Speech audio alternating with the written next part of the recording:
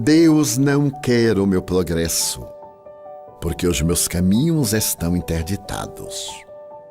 Deus não quer a minha felicidade, já que tudo quanto me diz respeito resulta em sucesso. Deus não quer o meu bem-estar, porque somente sofrimentos me chegam.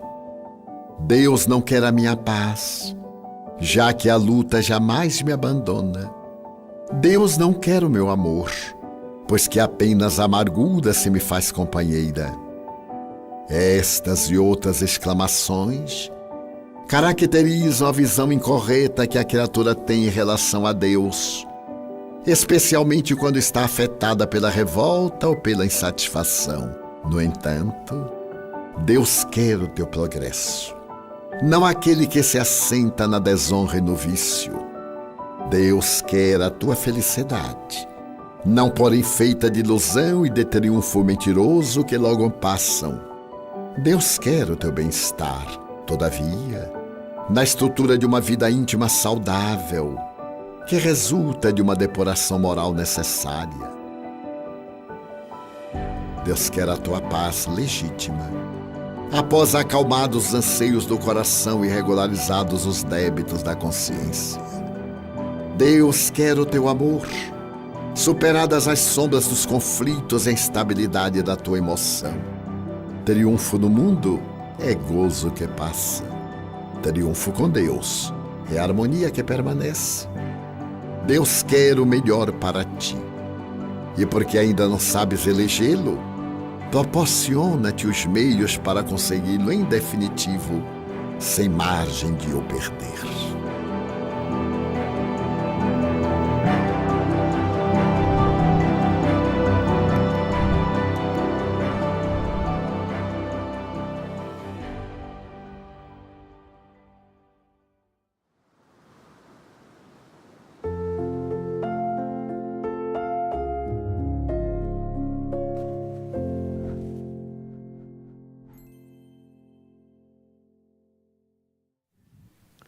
Estamos dando início ao Conversando sobre o Espiritismo.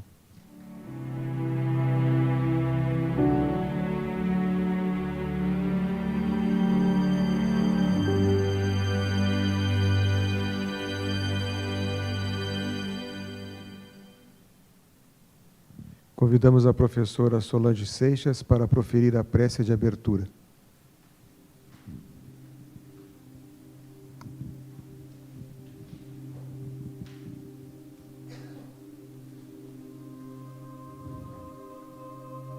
Como aragem dos céus, Jesus desceu à terra e revestiu de esperanças os corações.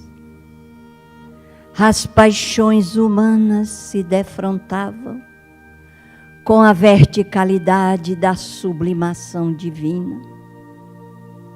E o homem, perdido em si mesmo, agora tinha um caminho correto, uma trilha segura, para que pudesse buscar a mansietude do amor de Deus, através da consciência lúcida, pelo conhecimento que ele trazia na sua mensagem de amor e esperanças. Assim, as guerras íntimas começariam a ser diluídas e o homem poderia vislumbrar as aragens cujas blandícias de amor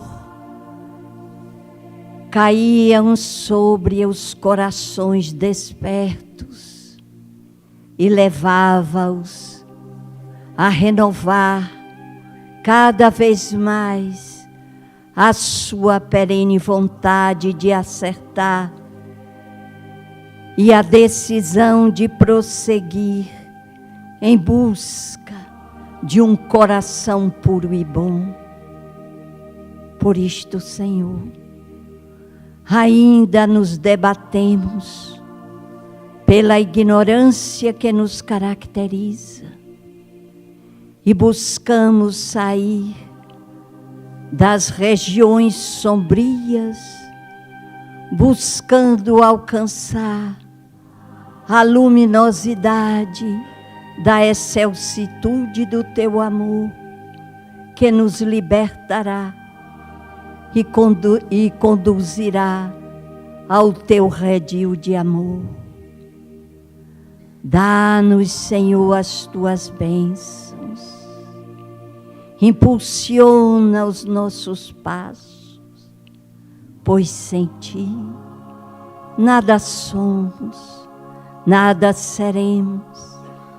Crianças espirituais, buscando reverdecer da própria intimidade, a fim de que possamos amadurecer e caminhar tranquilos e seguros no encontro contigo, que não tardará, Senhor, a depender do esforço que venhamos a empreender. Vem, Senhor, e arrebata-nos, pois Tu és o grande amor, Tu és a luz do mundo, Tu és o Cordeiro de Deus, que veio à terra, nos oferecendo o caminho da verdade, da vida, para nos libertarmos do próprio primitivismo e adentrarmos a luz. Sê conosco, Senhor. Fica conosco, Senhor. Fica em nossos corações, abençoando-nos, penetrando as enxadas infectas e os lugares mais sombrios, onde o Teu coração amoroso penetra, resgatando a tudo e a todos. Fica conosco, hoje e sempre, que assim seja.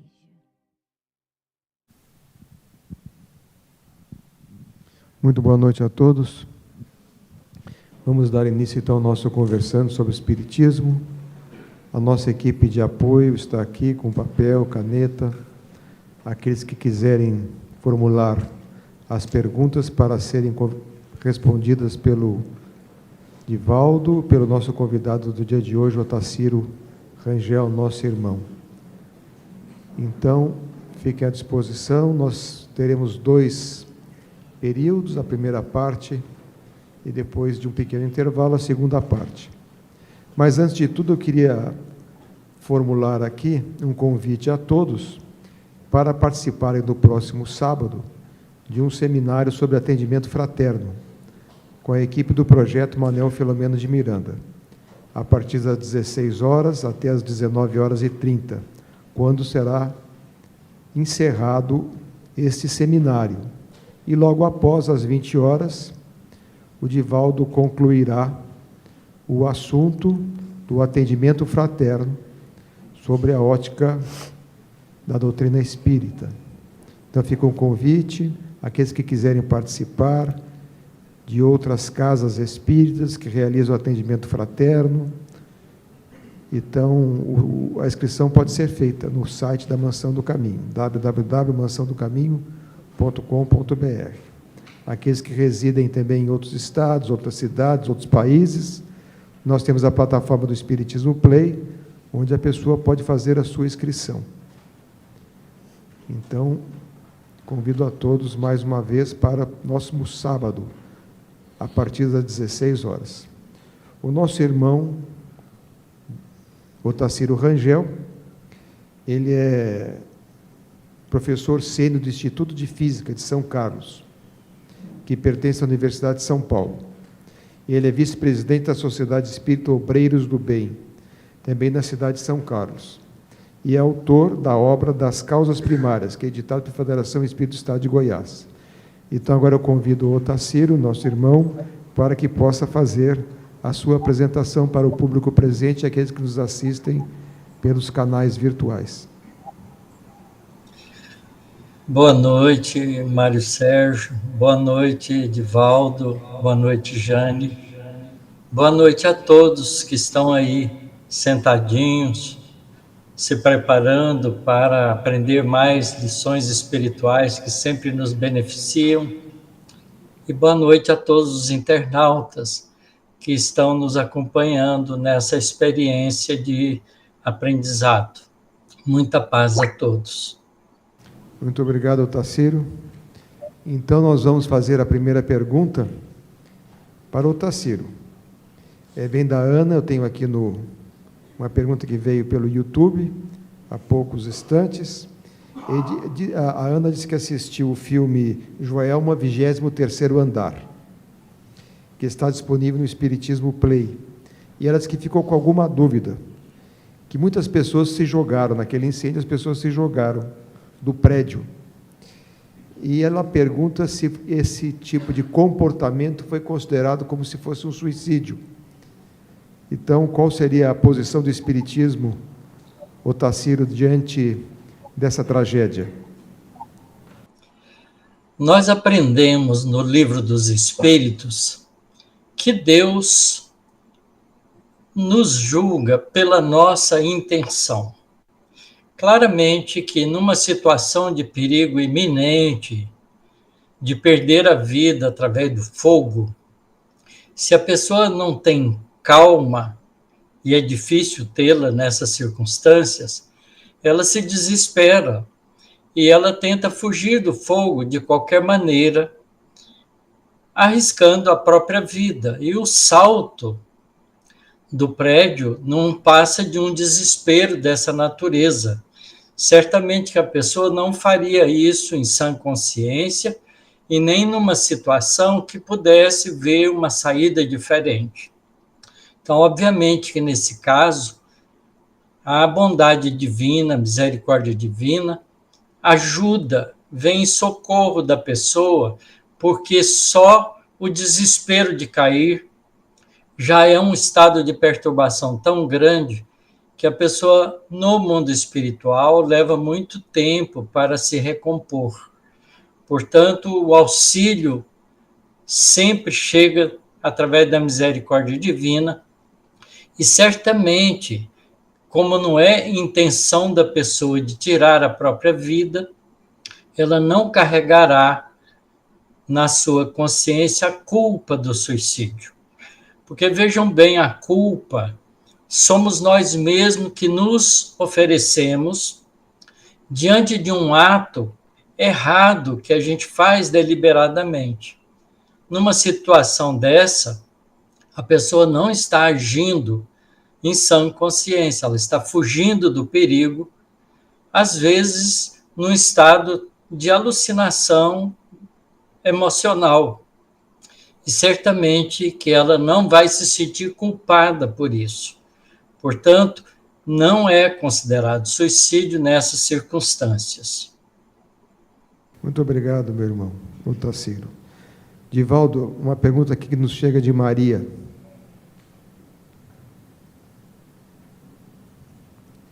Aliás, de Helena. Gostaria de saber qual a diferença entre o espiritismo, o candomblé e a umbanda. Senhoras, senhores, queridos irmãos, queridas irmãs espíritas, caros amigos e amigas que nos acompanham pela Web TV Mansão do Caminho, nossos votos de muita paz. Antes de responder à questão que nos foi proposta, gostaríamos de agradecer a visita das pessoas de outras cidades, de outros estados, que vêm confraternizar conosco. Especialmente um grupo de amigos da cidade de Goiânia, que pertencem aos dias heróicos do movimento espírita naquela cidade. quando o odontólogo Paulo Dalto de Oliveira teve a coragem de viajar para o interior, levando a mensagem espírita a inúmeras cidades, por volta dos anos 50, a partir de 1956, desde a cidade de Anápolis, que foi sede de uma confraternização, até Goiânia, repetidas vezes, apoiando a Federação Espírita de Goiás. Suzy Oliveira, sua família, amigos, estão visitando-nos. E é um prazer imenso que temos em os receber, porque nos evocam aqueles dias mais difíceis, em que as estradas eram menos fáceis, as agrupações eram mínimas, as viagens eram mortificantes. E sob o comando do Paulo Daltro, nós, ele, a esposa e amigos, visitávamos as cidades pequeninas e também Goiânia, seu entorno, divulgando a doutrina. Suzy, a sua viúva, criou naquela época, com a nossa inspiração, um dos maiores corais que já vi e ouvi no Brasil, Coral Esperança, que é notável desde há aproximadamente 50 anos. Como nós nos conhecemos há mais de 60, é natural que o coral esteja nesse breve espaço. O nosso Otacílio, professor, doutor Otacílio, lá do estado de São Paulo, que estava em Goiânia, e que era um jovem naquela época, frequentava a juventude, participou também do nosso coral, que eu chamava na intimidade Coral Coragem, porque precisava ter muita coragem para ser espírita e, sobretudo, para participar do coral. Hoje, o nosso mestre, emérito professor e, acima de tudo, um espírita com uma longa folha de abençoado serviço à nossa causa. É, portanto, uma notícia muito agradável. Muito obrigado. A outra é que tivemos momentos de muita beleza aqui, no último dia de terça-feira, com a presença de dois cantores, um brasileiro, o outro português, que são tenores e, ao mesmo tempo, eles conseguem notas expressivas e embalam o Brasil com as suas vozes, particularmente o mais jovem, João, brasileiro, que foi residir e melhorar sua voz em Portugal, depois na França. Eles nos encantaram, nos arrebataram com as músicas clássicas e religiosas que nós lhe pedimos para cantar. E na hora da saída do Abraça Lá, Abraça Cá, nós convidamos para que eles voltassem sábado. E, para minha surpresa, eles aceitaram. Então, nós teremos o encerramento do nosso trabalho, do nosso seminário, às 20 horas. Então, iremos começar com mais uma apresentação clássica do João, que nos vai deslumbrar. Todos estão convidados. E logo depois estaremos comentando as técnicas mais rápidas e mais fáceis da atividade da comunicação, do atendimento espiritual a pessoas com problemas e necessidades. Então, nosso sábado está recheado de bênçãos, de promessas, como o dia de hoje, de oportunidades de reflexionarmos a respeito do Espiritismo. A pergunta que nos vem é muito oportuna, porque se confundem os chamados fenômenos mediúnicos com o Espiritismo. Pode haver Espiritismo sem mediunidade, mas havendo mediunidade exclusivamente, não é Espiritismo. A mediunidade é um fenômeno orgânico, como a nossa memória, como a nossa intuição feminina, como a nossa inteligência. Todos os seres humanos são médiuns, em diferentes graus de atividade. Todos nós somos seres inteligentes. Uns, entretanto, são melhor formados do que outros. Assim também na mediunidade.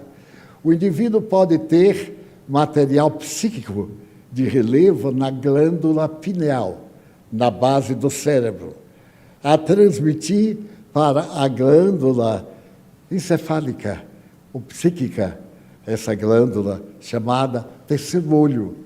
Ela é muito conhecida no esoterismo, na teosofia, nas doutrinas orientais. O terceiro olho, em que as pessoas têm uma clarividência através da percepção sem a nossa vista convencional. Para poder ver os espíritos, não precisa dos olhos. A visão é interior, é através do nosso cérebro. Ela, então, se decodifica e nós temos a visão muito clara, a audição muito clara, a escrita muito clara, a pintura, a arte, o piano, por exemplo. Mozart voltou do além para terminar uma obra que ele havia deixado inconclusa. Nos Estados Unidos, um médium recebeu um livro chamado A Cabana do Pai Tomás. O nome em inglês é exatamente A Casa do Pai Tomás. O Pai Tomás era um escravo. Esse escravo, antes da libertação, trabalhou muito em benefício dos brancos. E, ao desencarnar, ele veio comunicar-se através de uma médium branca, o que era um choque, porque aos pretos não se permitia o exercício da mediunidade. Então, as suas heranças africanas têm a mediunidade, porque todo indivíduo tem. Por exemplo, Dante Alighieri, seu filho, conta que teve um sonho com ele, vindo dizer onde estavam guardados os últimos cantos da Divina Comédia. O seu filho acordou, foi chamar seu advogado, foi à casa em que o pai morava e morreu, e ali num cofre, na sala, ele encontrou os 12 cantos da Divina Comédia. Não pode haver nada mais notável do que isso, porque mudou a literatura mundial. A Divina Comédia de Dante Alighieri, por volta de 1033, é considerado o início da Renascença. E a Divina Comédia é o primeiro canto em que Dante tem a oportunidade de ser conduzido por um espírito amigo ao que ele chamará o inferno, ao que ele chamará purgatório. E aí termina a Divina Comédia. No entanto, Dante, antes de morrer, escreveu o céu. Naqueles 2 capítulos anteriores, ele foi conduzido por um querido amigo poeta, mas o céu, ele foi conduzido pela noiva Beatrice. Ele era apaixonado, amor platônico, por uma das moças mais belas de Florença, que passavam pela Ponte Velha, sobre o Rio Pó, e ali, então, eles se namoravam, mas não se diziam nada, por causa dos preconceitos da época, o século XI. Então, em homenagem a Beatrice, a Beatriz, que significa aquela que faz feliz. Se tiver aqui alguma Beatriz, muito obrigado, você é minha amiga, porque Beatriz significa aquela que faz feliz. Então, ela foi quem guiou Dante Alighieri ao céu. E o livro foi publicado para a glória da poesia internacional. Um Papa, Pio V, no dia 5 de outubro de 1572, estava em Roma, conversando no cabido de cardeais, quando sentiu um pouco de calor. Outubro já é um pouco de inverno em Roma. Ele levantou-se, abriu a janela da Catedral de São Pedro, não, São Pedro Moderno. E então parou e disse, eu estou vendo a guerra que nós estamos mantendo contra os árabes. Foi a expulsão dos árabes da Europa. Então ele viu a chamada Batalha de Lepanto.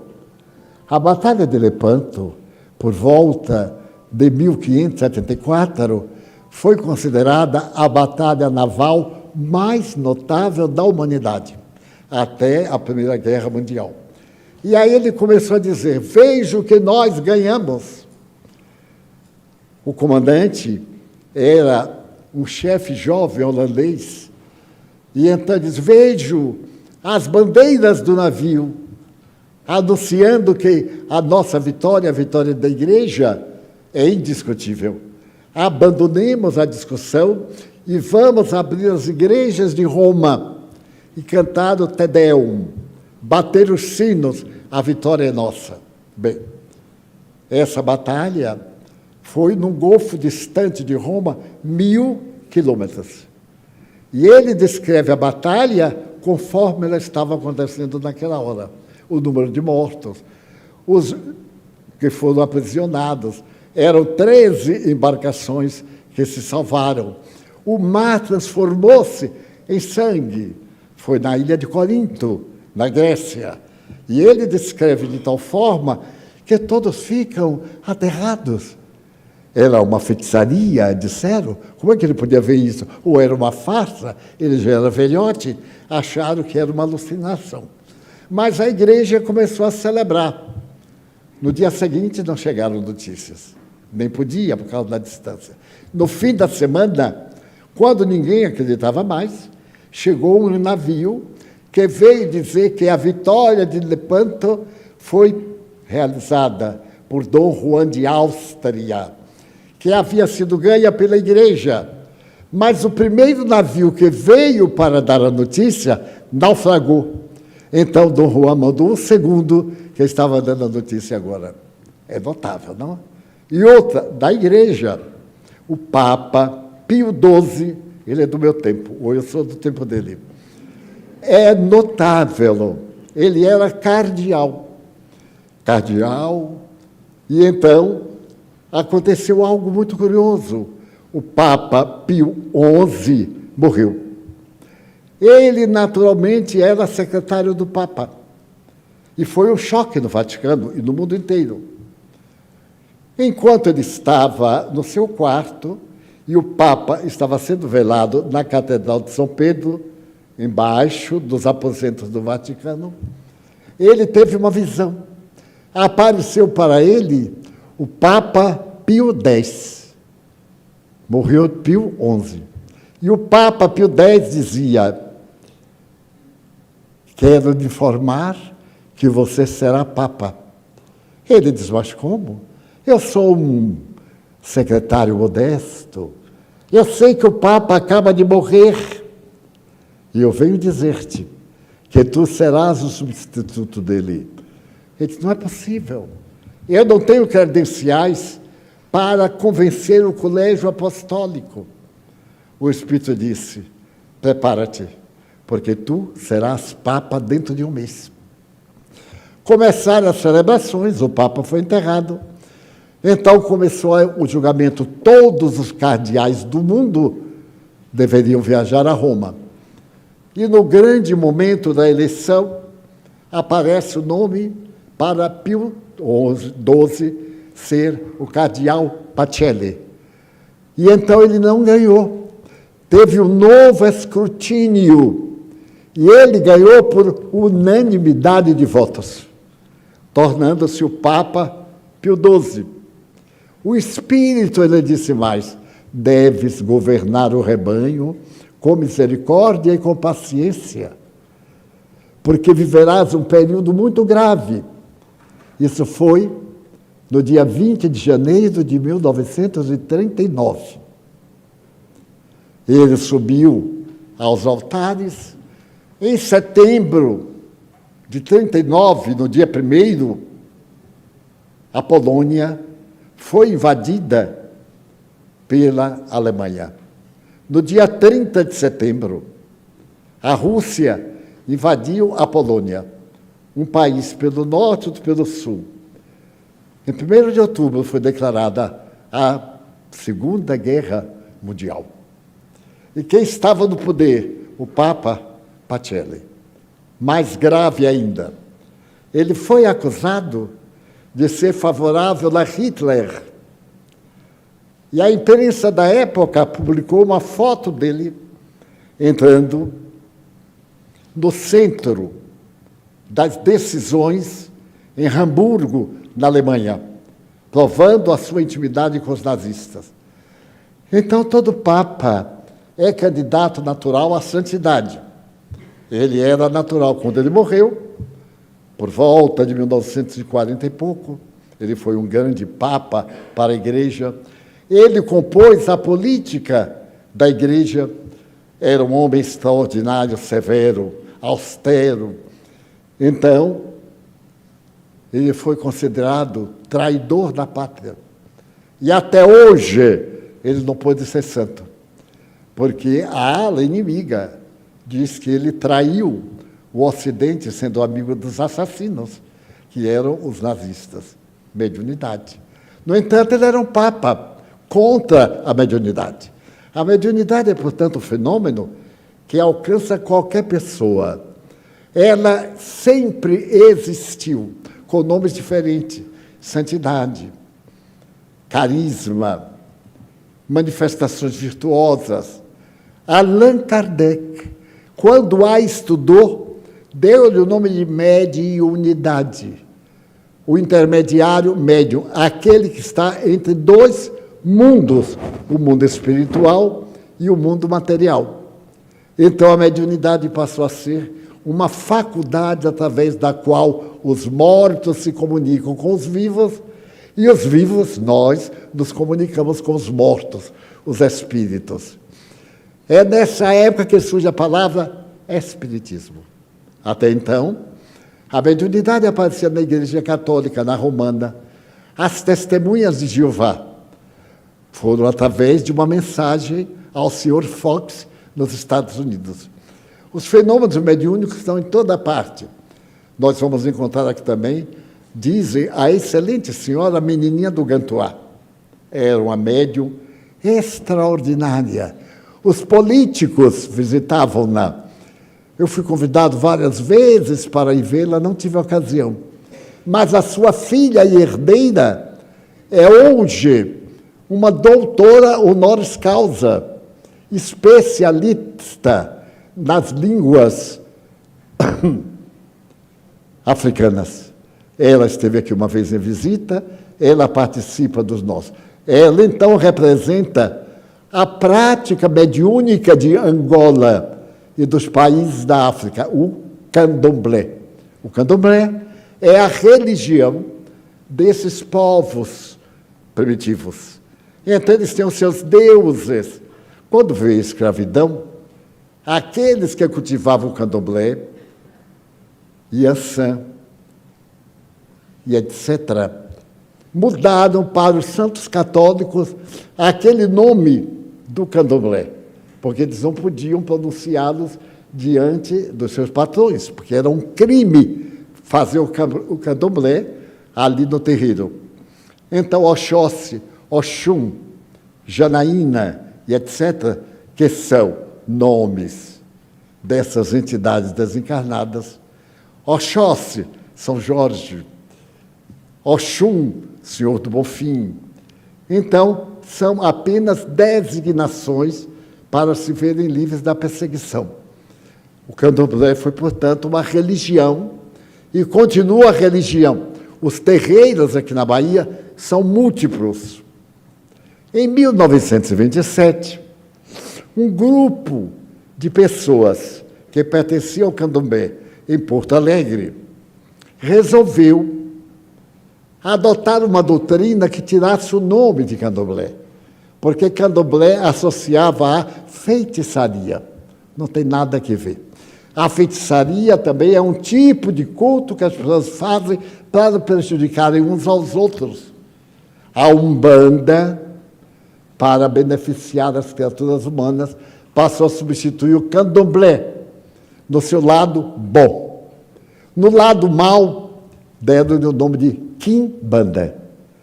Então, é muito comum, principalmente no sul do país, São Paulo, Porto Alegre, tem muito, Rio de Janeiro, e aqui na Bahia tem alguns núcleos de Umbanda. Então, eles dizem, para ver a maldade, que a Umbanda é o espiritismo dos pobres, e que o Espiritismo é a Umbanda dos ricos. Não tem nada que ver. A Umbanda é a manifestação espiritual, uma doutrina religiosa, tem livros de orientação, tem dogmas. E o Espiritismo é uma ciência que se prova no laboratório, com uma filosofia existencial e a religião, que é o Evangelho de Jesus. Então, o Candomblé é o estudo da aplicação do mal. A Umbanda é o exercício dos fenômenos mediúnicos para o bem.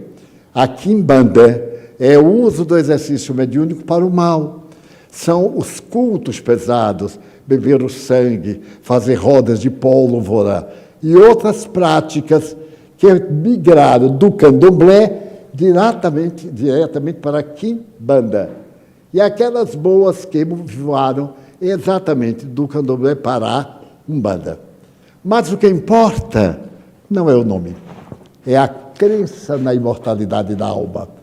Todas três provam que a alma é imortal e que nós nos devemos preparar para depois da morte. Depois da morte, a vida. Porque as três provam que aqueles nossos que morreram voltam.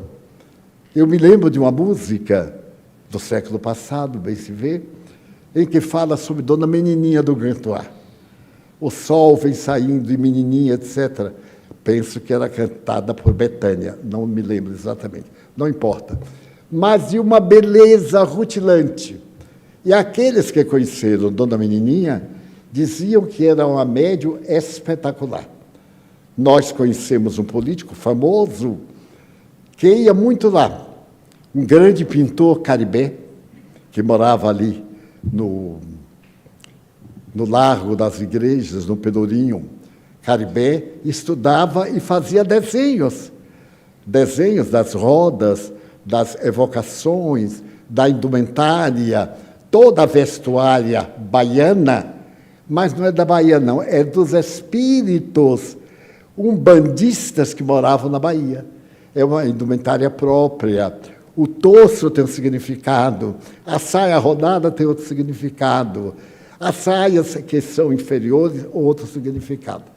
Então, são três ramos de religiões, como o esoterismo, o protestantismo, o luteranismo, o sabatismo e etc. Portanto, essa é a diferença de uma para a outra. Obrigado, Divaldo. Vamos aproveitar agora e fazer um pequeno intervalo. Da verdade, nada se oculta. Este livro é uma compilação cuidadosamente realizada por Délcio Carvalho das histórias mais tocantes e significativas contadas por ele, Divaldo Franco, em suas palestras ao redor do mundo. Cada narrativa é um convite para explorar profundas lições de vida, resiliência e esperança, e que agora estão acessíveis para você reviver e compartilhar. Adquira já o seu exemplar e deixe que estas narrativas transformem sua visão de mundo. Disponível em livrarialeal.com.br.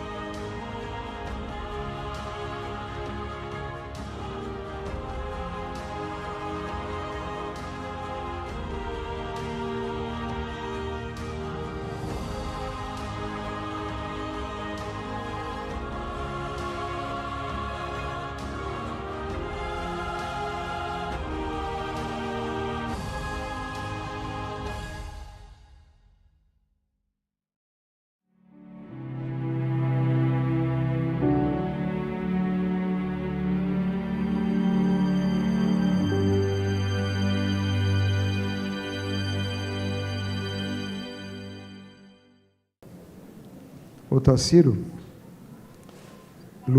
Maria Luísa, aqui do público, nos faz uma pergunta. O que são anjos da guarda? Cada pessoa tem o seu?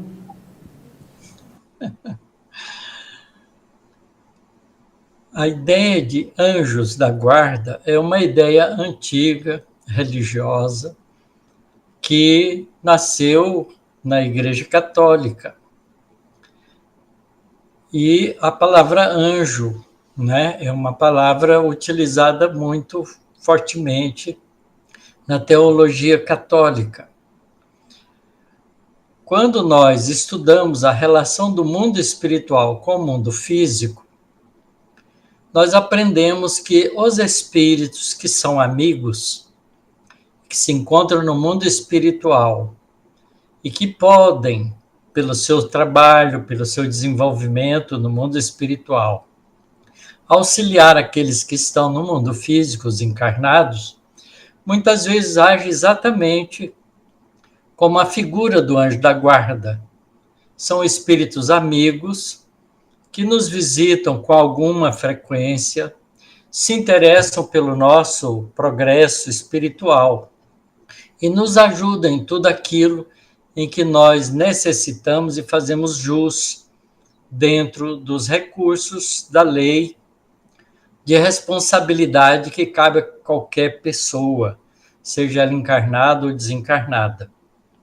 Então, anjos da guarda é uma figura que lembra para nós, na doutrina espírita, os espíritos familiares, os espíritos amigos, que estão mais evoluídos do que nós, ou estão em condições melhores no mundo espiritual e que têm a permissão, por isso mesmo, de trabalhar junto com aqueles que estamos no plano físico e nos auxiliam no nosso desenvolvimento, nas nossas atividades.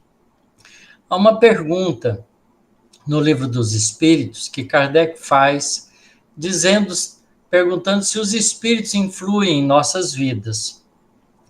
E a resposta dos espíritos bondosos é contundente nesse sentido.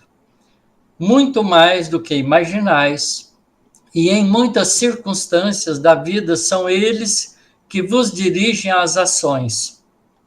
Então, muitos espíritos bondosos aproveitam situações em que nós podemos ser beneficiados e nos auxiliam.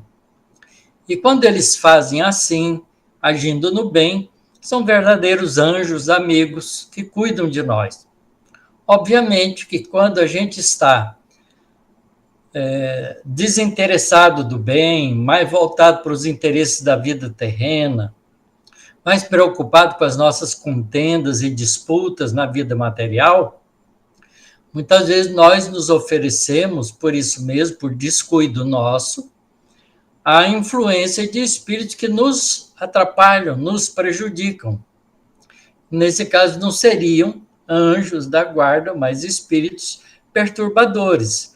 Então, a nossa posição moral, o nosso interesse pela vida de maneira séria, é que faz com que os espíritos bondosos tenham acesso a nós e nos auxiliam. É assim que a doutrina espírita nos apresenta a figura do anjo da guarda.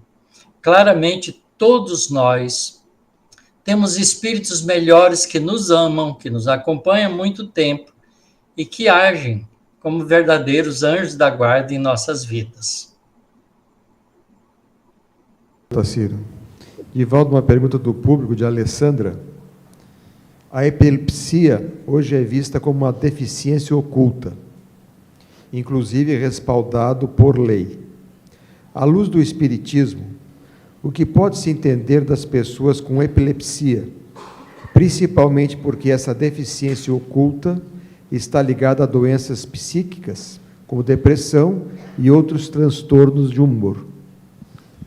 A epilepsia, como outros transtornos de natureza psiquiátrica, é um fenômeno de depuração para o doente. A pessoa que é portadora de epilepsia traz um karma. Eu sempre digo a palavra karma não é uma palavra espírita, ela é uma palavra indiana, que quer dizer, traz um efeito semelhante à causa. Então, o Espiritismo diz, toda causa tem um efeito. Se a causa é intelectual, o efeito é intelectual. Se eu jogo uma pedra para cima, ela volta. E assim por diante. Então, aqueles que vieram com transtorno epiléptico são espíritos endividados que vieram para resgatar. Então, a doença não está apenas no espírito. Ele imprime no cérebro. E a pessoa passa a ter essa disfunção, que passou a ser chamada epilepsia. No passado histórico da medicina, a epilepsia, a esquizofrenia e uma outra enfermidade congênere eram tidas como enfermidades incuráveis. Na atualidade da ciência, como o cérebro foi praticamente todo decodificado, hoje a neurologia conhece todo e qualquer setor cerebral, no máximo ou no mínimo com 5% ainda de incógnitas. Esta massa cinzenta, apardacenta, é o maior dínamo gerador de energia que o mundo conhece. É tão notável que do seu controle das nossas glândulas endócrinas, as glândulas internas, o timo, o fígado, as glândulas sexuais e aquelas do psiquismo, estão cheias de uma vibração que é naturalmente o neurônio produzindo os reflexos. O espírito imprime nesses neurônios cerebrais esses saltos que são transformados em crises. Periodicamente, qualquer emoção faz que haja uma exaltação desses neurônios e o excesso de vibração leva o indivíduo a um transtorno, a uma convulsão. Mas existem variantes da epilepsia com convulsões, a pessoa se morde a língua, morre às vezes asfixiado pela própria língua. É um karma, é um efeito doloroso. São sempre espíritos devedores. E estão sofrendo para resgatar o mal que fizeram e voltarem a reconquistar a saúde. Tecnicamente, não tem cura. Tecnicamente, pode ser controlado. E a pessoa deixa de ter convulsões. Passa a ter um tipo de sono, tomando os medicamentos anticonvulsivos, que já é uma benção. Mas, concomitantemente, é também um fenômeno mediúnico, porque se eu prejudiquei alguém, vamos dizer, eu casei-me, eu era muito mal com a minha mulher. A maldade vem do pensamento. É uma virtude ou é uma imperfeição? Essa imperfeição nós temos. A hora do nosso lado negativo, a hora da cólera, a hora da revolta, o momento da ansiedade, são ocorrências orgânicas. Mas há indivíduos que têm prazer em ser notados, em perturbar, em fazer a pessoa sofrer. E então, quando faz isso consciente, ninguém lhe cobra. Hoje nós vemos o feminicídio, o assassinato das mulheres por homens covardes. Este ano está uma cifra altíssima. A moça ou a mulher não suporta o seu companheirismo, a sua forma ditatorial, a estupidez, a maneira de tratamento na hora da carícia, a brutalidade sexual. E então, esse indivíduo, quando volta, ele volta com o cérebro danificado. Então, ele tem a convulsão, que é uma coisa muito constrangedora. A pessoa tendo a crise, os esfíncteres, urinário e fecal, abrem-se e a pessoa elimina esses produtos realizados no mundo interior. e perde totalmente a consciência. Entra num transe.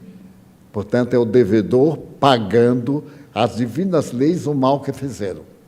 Graças ao avanço da medicina, através de grandes pesquisas, nas quais destacamos Freud, Jung e outros, nós verificamos que o transe é amenizado. Ao invés da pessoa ter a convulsão, ela tem um desmaio apenas. E tem, às vezes, a liberação dos esfíncteres, dos aparelhos que expelem os resíduos. Mas o Espiritismo prova que aquele que foi vítima e não perdoou, vem e cobra. Então, é um fenômeno orgânico com intensidade espiritual. Daí, na epilepsia, tem também a influência da obsessão. A terapêutica espírita, aliada à terapia anticonvulsiva, produz o bem-estar, não a cura, porque a pessoa é devedora. E pelas leis divinas, a cura é fazer o bem, é se reabilitar. Não tem esse Deus que faz um milagre para mim e não faz para ele.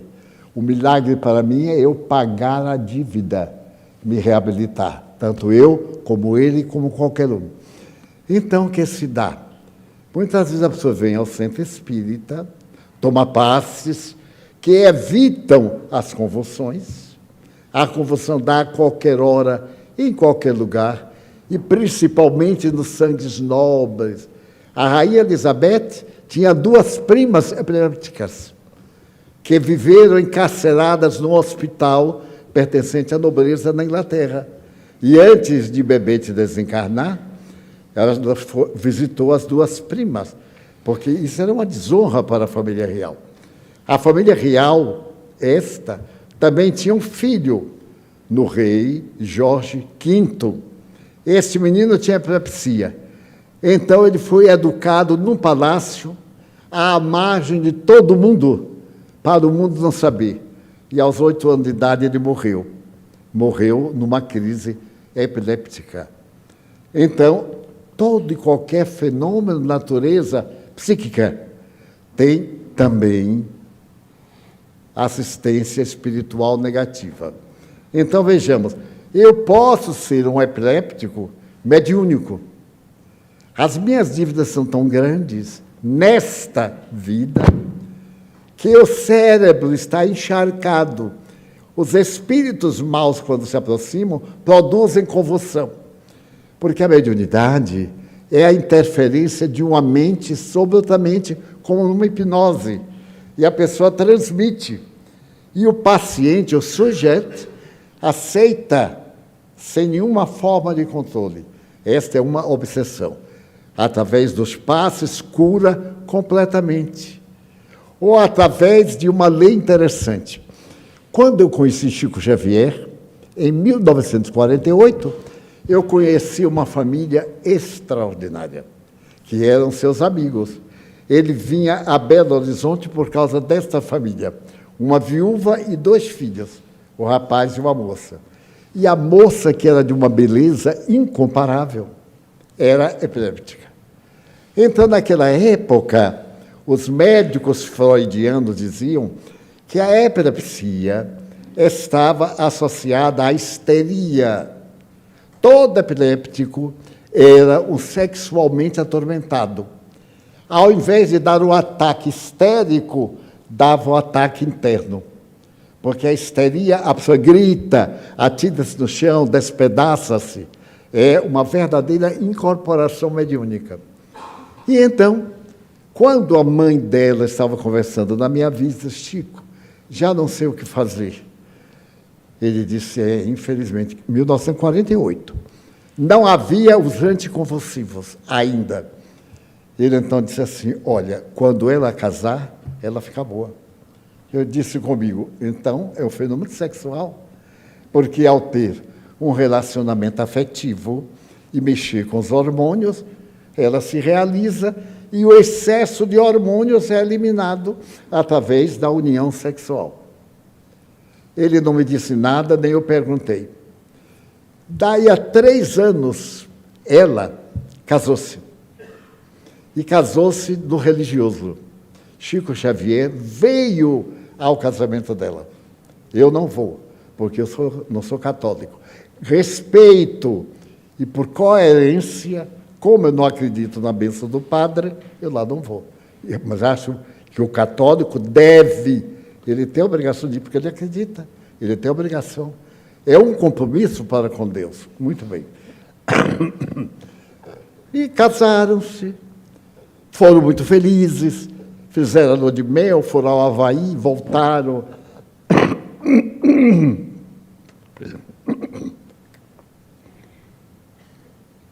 E na minha próxima viagem a Belo Horizonte, eu estive com a mãe da moça, e ela disse: Valdo, desde que minha filha se casou, não teve mais convulsão. Eu digo: tá certo, é o matrimônio.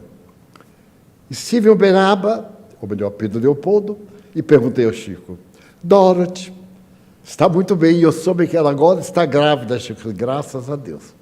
Agora ela fica boa da epilepsia. Mas por quê, Chico? Porque o obsessor vai reencarnar. E ela fica livre. Nunca mais... Ela hoje é uma senhora de idade. Menos do que eu. As mulheres são sempre mais jovens. Menos do que eu. Mas é do meu tempo. Então eu digo assim, então é lógico. A tese materialista é que a energia das glândulas sexuais desarticulam o equilíbrio nervoso.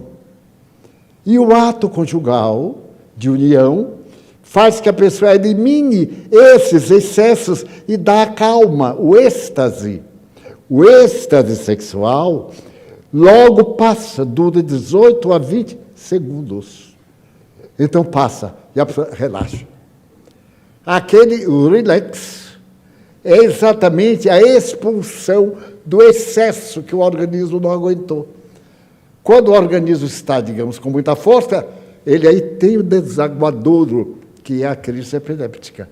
Como há muita gente psicopata, muita gente fala, não vou ficar calado, não aguento ficar calado. E aí fala, e cala a boca.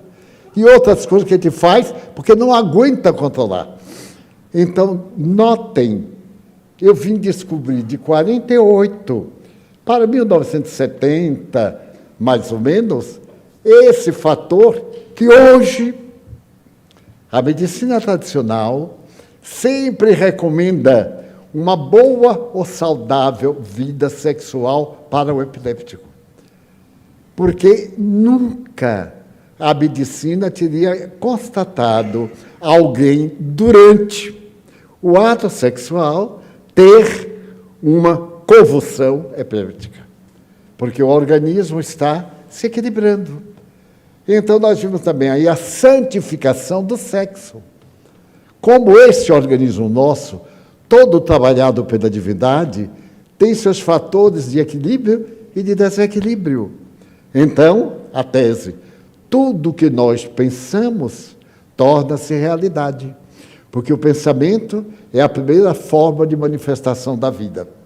Daí a epilepsia é um distúrbio de natureza orgânica e de procedência espiritual. Obrigado, Divaldo, pela resposta. Otacílio, quando estamos desencarnados, podemos continuar sofrendo de ansiedade e depressão? Essa é uma pergunta boa, porque a gente pode analisar o fato, né, de que o estado depressivo de ansiedade não é um estado do corpo, é um estado da alma. O ser espiritual, nós que pensamos e sentimos encarnados, é que criamos esse estado de ansiedade doentio e o estado de depressão, por razões diversas de sentimentos nossos que não estão bem conduzidos. De modo que não é o corpo é um instrumento de manifestação do espírito, e um espírito ansioso manifesta essa ansiedade através das descargas hormonais naturais que ocorrem no corpo físico. De modo que, se o indivíduo é ansioso e desencarna, vai continuar ansioso. Não tem dúvida nenhuma, porque a ansiedade é um estado da alma. Não é? A depressão é um estado emocional da alma. Por isso, a gente tem que voltar a nossa atenção para os objetivos fundamentais da vida, que é buscar o nosso crescimento espiritual. A nossa ansiedade, muitas vezes, não é? É um desafio para nós, porque o estado, a emoção básica da ansiedade, que também existe nos animais, ela é uma emoção de defesa. Todas as vezes que nós somos confrontados para uma situação nova, nós temos ansiedade, porque esse sentimento é um sentimento, essa emoção é uma emoção que nos prepara para enfrentar essa novidade, essa nova situação. Mas o excesso da ansiedade já é um estado patológico. A pessoa alimenta esse estado ansioso diante de todas as coisas da vida. Então, isso cria um processo mórbido psíquico na pessoa. E ela, ao desencarnar, carrega esse estado psíquico, porque é um desequilíbrio do seu estado de sentimento. De modo que a gente carrega para o mundo espiritual todos os nossos estados que são mentais, que são referências ao nosso tipo de pensar e o nosso tipo de sentir. Por isso, a nossa educação com as nossas emoções, com os nossos sentimentos, é um fator importante para o nosso equilíbrio em qualquer momento, seja no mundo físico, enquanto encarnado, seja no mundo espiritual. Muito obrigado, Otacílio. Vamos agora iniciar o encerramento da nossa reunião do Conversando sobre o Espiritismo, agradecendo a equipe técnica da Mansão do Caminho, a Jane, nossa tradutora de Libras, ao público presente, aquele que nos assiste remotamente, a Divaldo Franco, a professora Solange, e eu convido o nosso irmão Otacílio para que possa se despedir de todos nós. Antes de mais nada, gostaria de agradecer muito, especialmente hoje, em que o Divaldo aí citou a presença da Suzy, dos amigos de Goiânia. Me fez lembrar do meu tempo de mocidade, fiquei emocionado. Lembrar do Paulo Daltro, esse amigo incondicional que está no mundo espiritual, mas continua nosso amigo.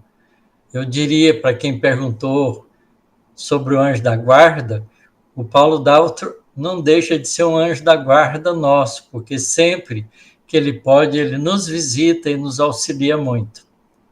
Quando a minha esposa desencarnou, depois de 6 meses, o Paulo Daltro veio dar uma comunicação por escrito, uma psicografia, me dando notícias da minha esposa, não é? Como ela se encontrava no mundo espiritual, e também dizendo da amizade que ele continua tendo conosco. Então, eu agradeço muito.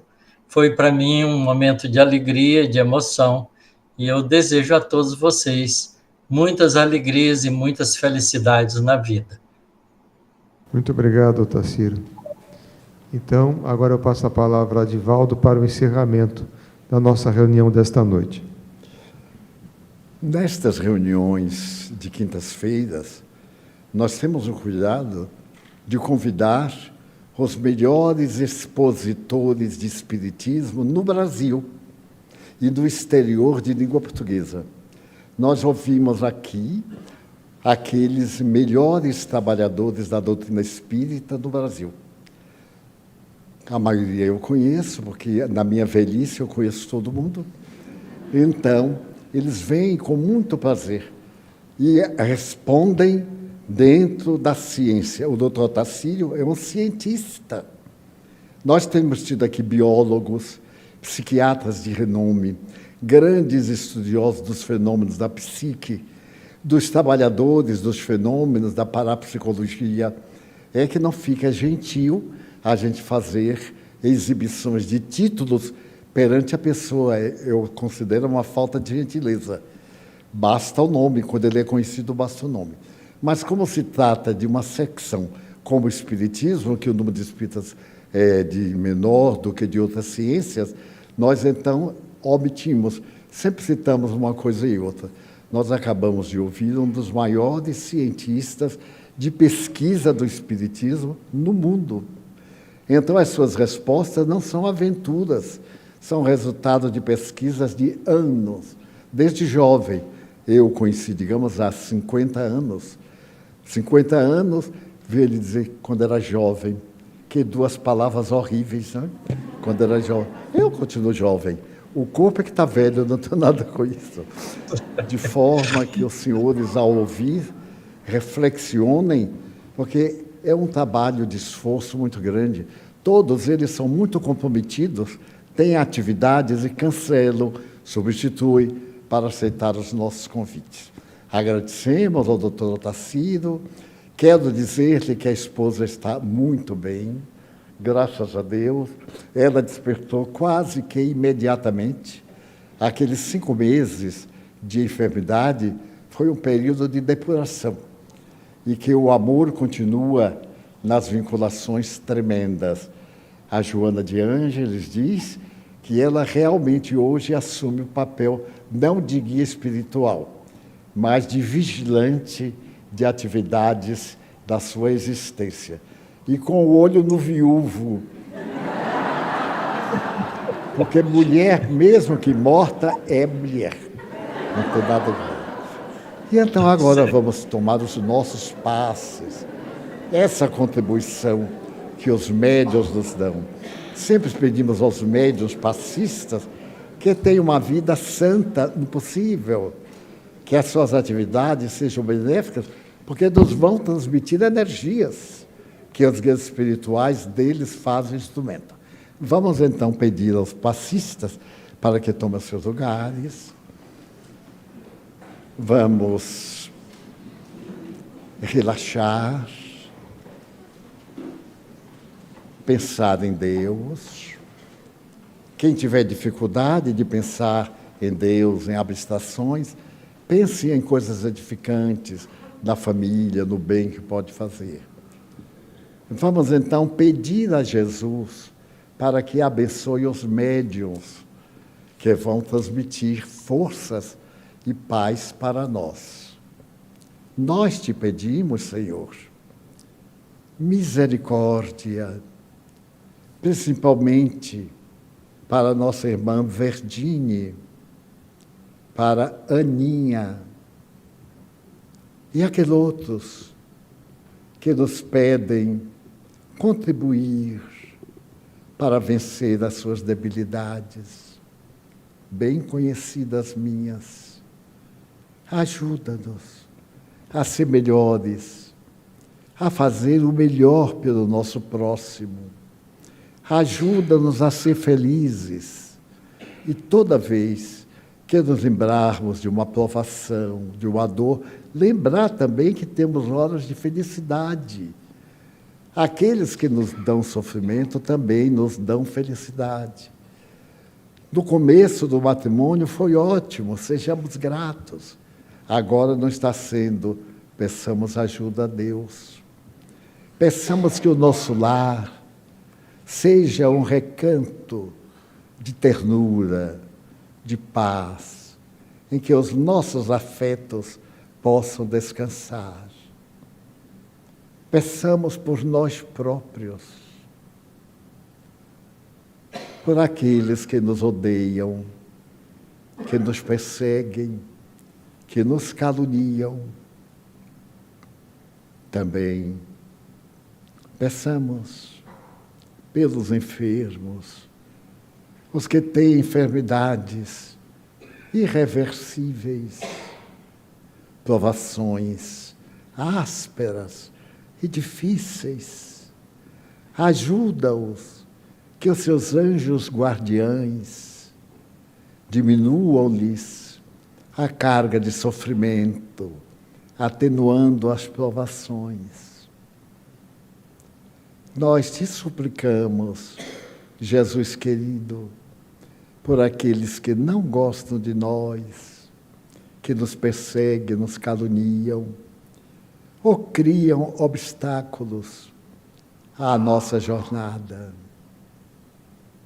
Pedimos pela nossa casa, pelos nossos diretores, dai-lhes coragem, ânimo, força para se restabelecerem do cansaço, das provações e dos desgostos naturais que a vida física às vezes nos impõe. Abençoa nossa água, faze dela medicação. O que pedirmos orando a Deus, Ele nos atende.